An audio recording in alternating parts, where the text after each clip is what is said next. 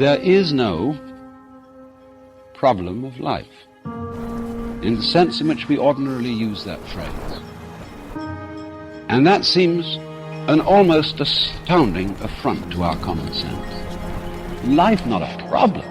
We see it as nothing but problems. And this way of looking at the world in this sort of passive mood, as something that happens to you, goes right down to our general feeling about life. It goes down to the way in which, as Westerners, we have been accustomed to look at human existence as a precarious event in a cosmos that, on the whole, is depicted as being completely unsympathetic and alien to our existence. Perhaps thinking about the world and objecting to its whole principle are simply two aspects of the same mechanism.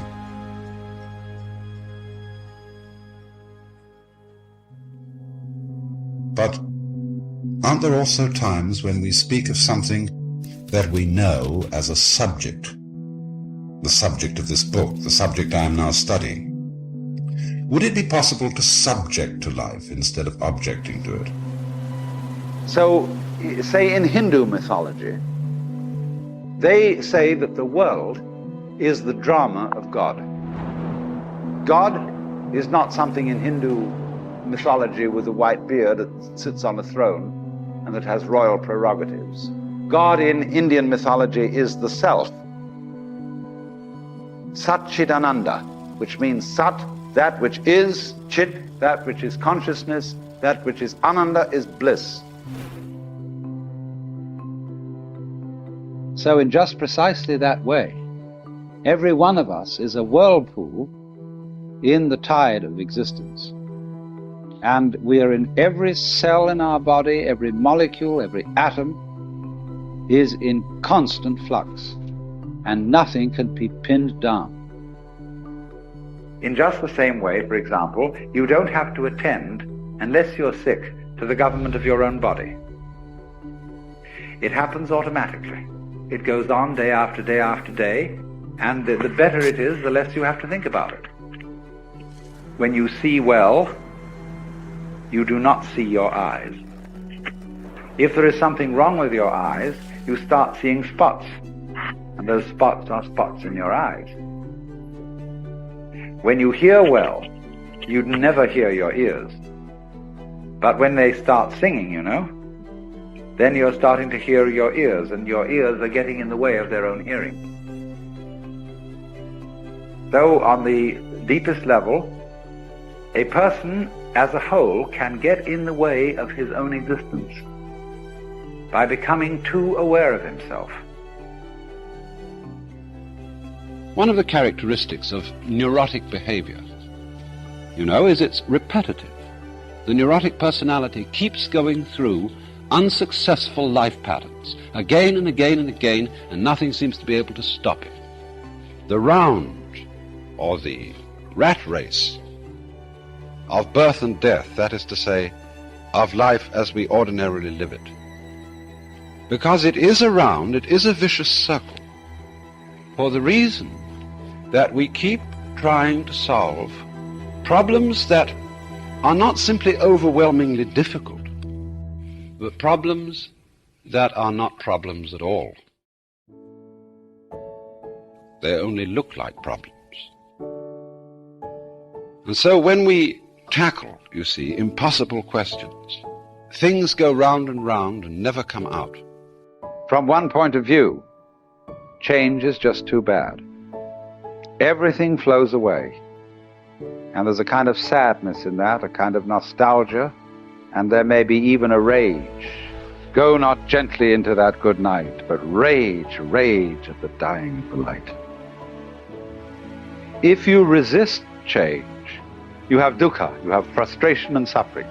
But on the other hand, if you understand change, you don't cling to it, and you let it flow, then it's no problem, it becomes positively beautiful. Which is why, in poetry, the theme of the evanescence of the world is beautiful. When Shelley says, The one remains, the many change and pass. Heaven's light forever shines, earth's shadows fly. Life, like a dome of many-colored glass, stains the white radiance of eternity until death shatters it to fragments. To object to this inseparability of pleasure and pain, life and death, is simply to object to existence. But of course, we cannot help objecting when the time comes. Objecting to pain is pain. So far as we know, the gull and the fish don't philosophize. They enjoy life when they're eating it and hate it when being eaten. They don't reflect upon the process as a whole and say how rough it is that we have to work so hard for a living, or it's just hell having to watch out all the time for those gulls. I'm sure that in their world, this is something that just goes along with life, like having eyes or feet. Are we misled by the fact that we move freely on the earth and aren't rooted to it in the same way as trees to the ground and fingers to the hand? Now we know that the atom, molecule, cell of any particular organism is what it is by virtue of its place and its membership in the pattern of the whole. In other words, that what exists, reality itself, is gorgeous. It is the plenum, the fullness of total joy. Wow-wee. And all those stars, if you look out in the sky, as a firework display like you see on the 4th of July, which is a great occasion for celebration. The universe is a celebration. It's a fireworks show to celebrate that existence is.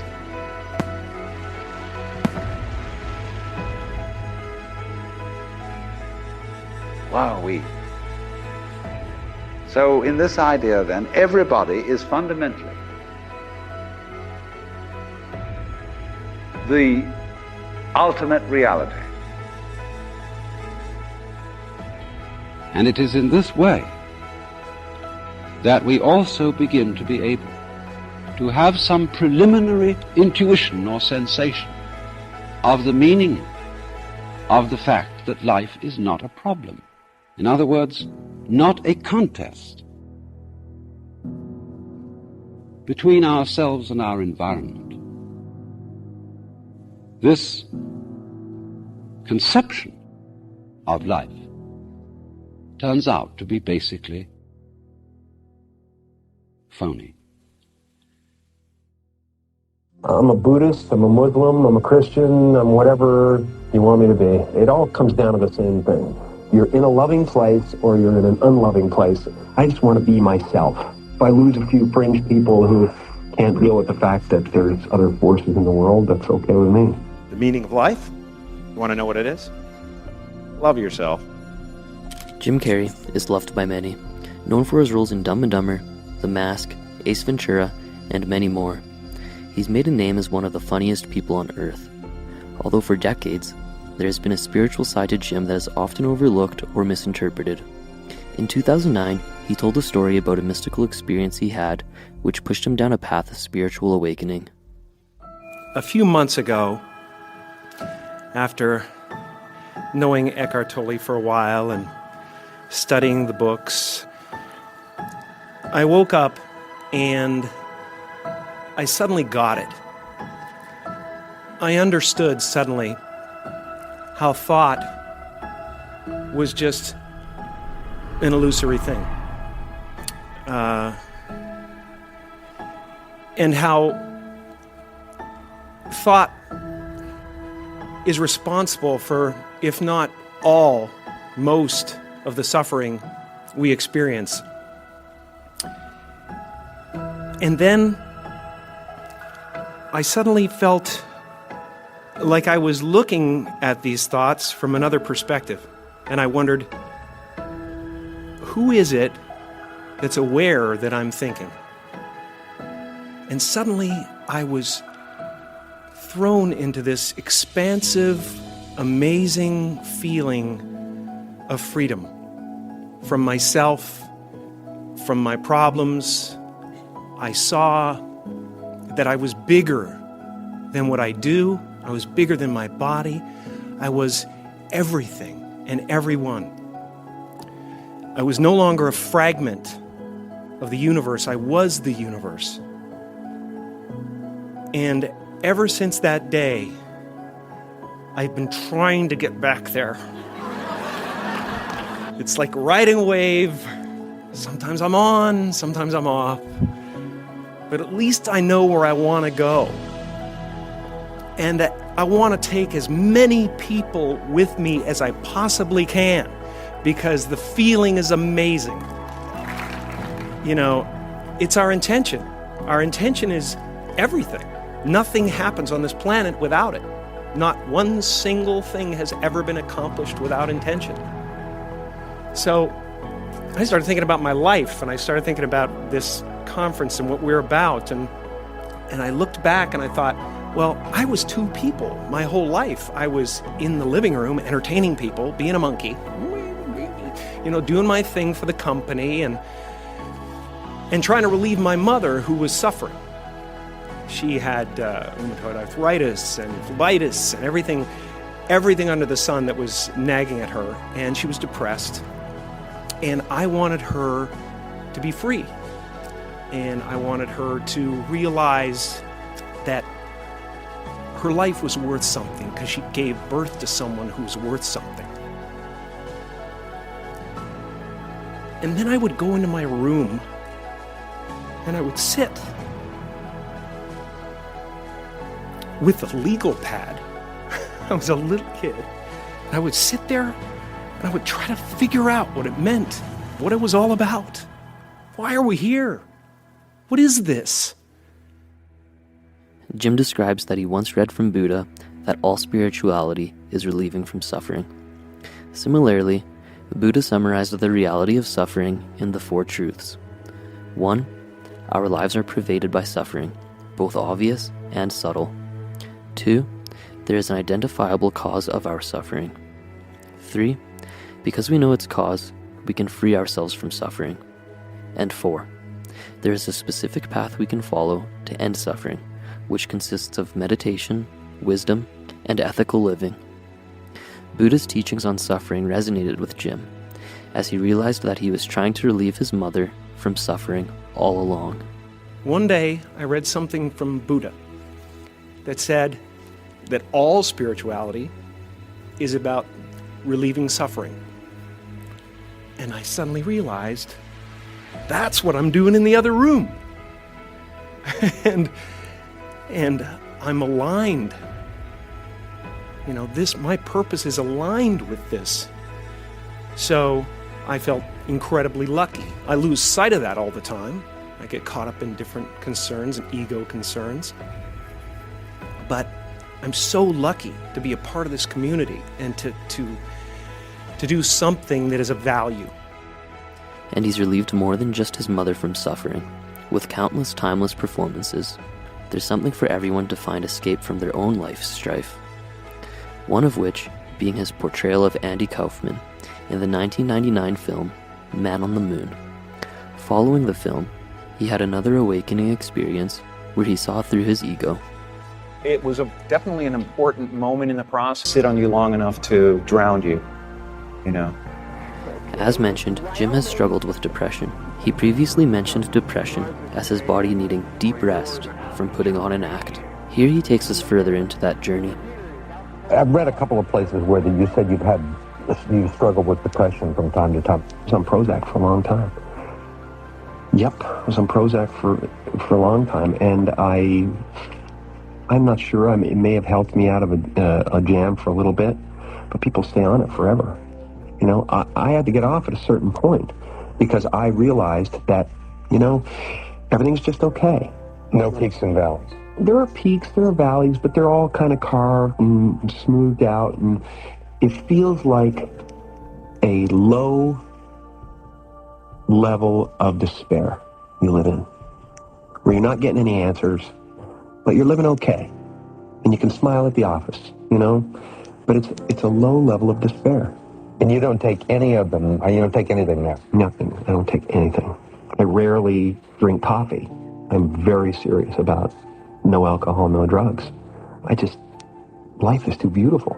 After talking to you for a couple of hours, I mean, I get this sense you are a big bundle of conflicting emotions. Really? You get that sense from me? Well, I think you're very emotional about a lot of things. It's all very close to the surface. Yeah, it is. I've decided to be there. I only act in the movies. And his level of authenticity is apparent in these interviews. Perhaps it's because he's able to detach from his psyche and see a bigger picture. I think that we're all trying to add things to ourselves so that we can finally define ourselves, and then everybody will get us and they'll go, okay, this is what you are. And then if you actually get there, you will find it so empty that you'll realize that's really not what it's about. It's about not only, just going with the flow, but it's about not taking it personally. It's like the difference between a house and my house is a world of difference, and it's the my that's the problem. So you can do all this without the my involved. You can do it in a way that it's not, life isn't happening to you, it's happening for the good of everyone. It's just it's a play. It's a giant field of consciousness dancing for itself, and you're here to make me happy, and it's making itself happy. It's like one soul. That's how I feel. I feel like people say, well, I have a soul. You don't have a soul. There's no you, but I feel like there is a soul, and it includes everything. Yeah.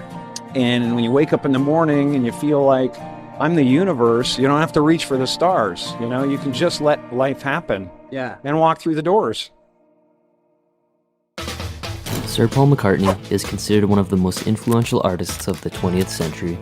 He's famously regarded as one of the Beatles' primary songwriters. And not only did the Beatles have a profound impact on the sound of the 60s, but their cultural influence was undeniable. From rock pioneers to counterculture enthusiasts, it makes me wonder what Paul's thoughts are when it comes to the meaning of the Beatles. But what do you think is the lasting meaning of the Beatles, if there's a meaning to be taken from this? All you need is love. After the 60s, that was kind of looked on as a bit sort of stupid. Hey, all you need is love, dude. Well, you need more. We need weapons and we need defense or whatever, which is also true. But it's coming back. It keeps rolling back, this idea that what these people on this planet need is love, I always say to people, we could have had a really satanic message. And with the power we had, boy, we could have made quite a difference the other way.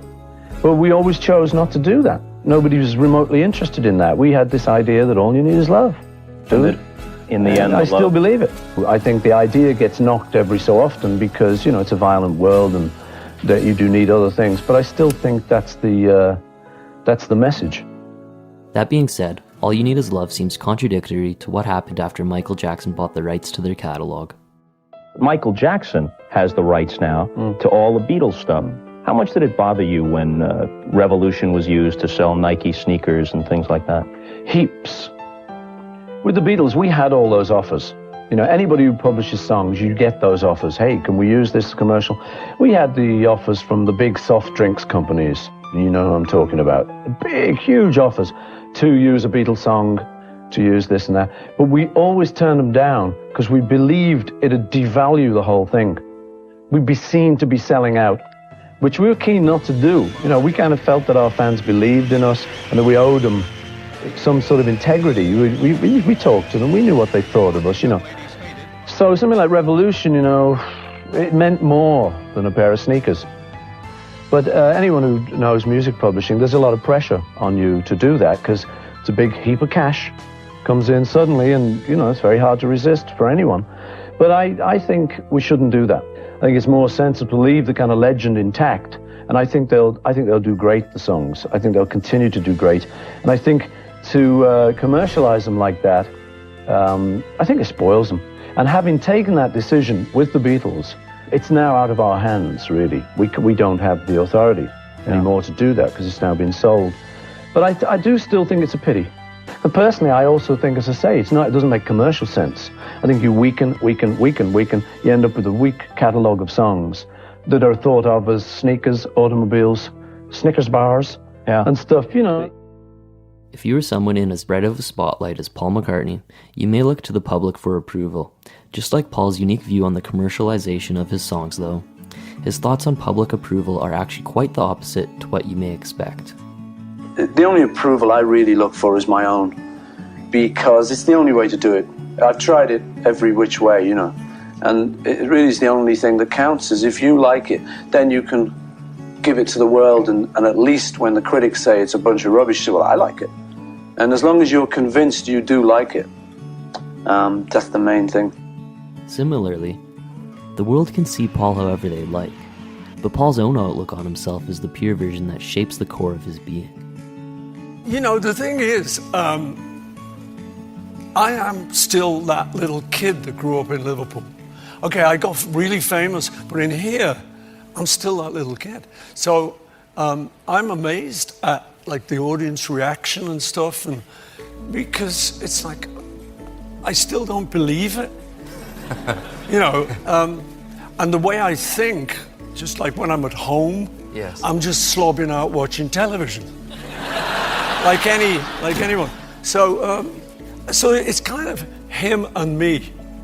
Me is me that was always in this body, and the body's just grown up. Sure, the guy behind the eyeballs. Yeah, and then him is that famous guy. Wow. He's very famous. Despite Paul's insistence that he is like anyone, many people look up to Paul and the Beatles. But what kind of people do the Beatles look up to? One of them was Maharishi Mahesh Yogi, who was the person who introduced them to meditation and the reason for their trip to Rishikesh in 1968. It was actually George Harrison's wife, Patty, who had heard that Maharishi was coming to town. And she said we should all go. It was one of those things. And I was personally not in a good place. I think, you know, just overdoing it in the 60s. So I was just not very sort of centered. And I was looking for something. I think we all were. So we heard that Maharishi was going to have a meeting and give a lecture. And we all went along to listen. It was very interesting. It was very calming, and it seemed like something that was worth trying. He put it very well. He made it seem simple. He made it seem very attractive. And so I think we were all just sold. So what happened then, we went to Bangor in Wales, and we attended a little seminar there. And then eventually we went out to Rishikesh with him, which was more sustained. It was great. It was very straightforward, very simple. Wake up, you would then go for breakfast in the morning, a light breakfast. You just socialize a bit with the other members and just get to know each other. And then you would go back for your morning meditation. You'd go back to your room. We had little chalets, kind of thing. Mm-hmm. Each of us had little rooms, which were very simple but adequate. And you would just sit and you would meditate. Then there was lunch, and you'd socialize and chat and stuff. And then you'd meditate in the afternoons. Sometimes Maharishi would have a meeting every so often with you, and you could talk to him about your experiences, and he would help guide you. And then in the evening there was a kind of question and answer session, which was slightly more formal. That was in a hall, and we would all just be in there, all the students, and Maharishi would come on and talk, and then he would take questions. He would just listen about people's experiences, and that was the sort of thing that happened each day. But yeah, there were some very blissful moments. I remember one in particular when I'd been meditating for a little while, and I got to a really good place. And I remember the feeling was that I was a feather. I felt like I actually was a feather floating over a hot air pipe. And it was a very nice feeling. And I remember that vividly. And I reported that to Maharishi, and he giggled, yes, this is good. Meditation is something that comes from nothing, much like writing a song. Here, Paul explains his take on writing music. Yeah, if you think, oh, I'll write a song, which, you know, if I've got some time and I'm just sitting around, I'm fed up with watching telly, I think I could do. So I get my guitar, and I'm very conscious of the fact there's nothing there. I haven't got any idea what I'm going to do. It's a black hole. But then I start picking away and get a little bit of an idea. You go, oh, that's nice. And you follow that trail. And at the end of maybe 2 or 3 hours, you've suddenly got this thing. You've got this song. So now, instead of a black hole, you can now go and play this thing to people. You now present this little discovery. Look what I just done. And it's a great thing to be able to do. It's kind of magical. And at 80 years old, he's still writing songs today. To most people, this may seem like an abundance of hard work, although Paul has a completely different outlook. Yeah, I say to people when they say you work hard, I say, well, we don't work music, we play it. And even though it might sound a bit glib, it is true. To me, it would be a hobby if I didn't do it professionally. It's just something I love. It's because you're creating this thing out of a black hole, and it's very satisfying. So I love to do that. So I just keep on and on. I mean, I've always got a song on the go. I've got a few on the go at the moment, you know, just because I like the whole puzzle of, let's try and make this song work. Is it interesting enough? Does it say it in a good enough way? Maybe I should change that line. But it's an ongoing, interesting thing for me.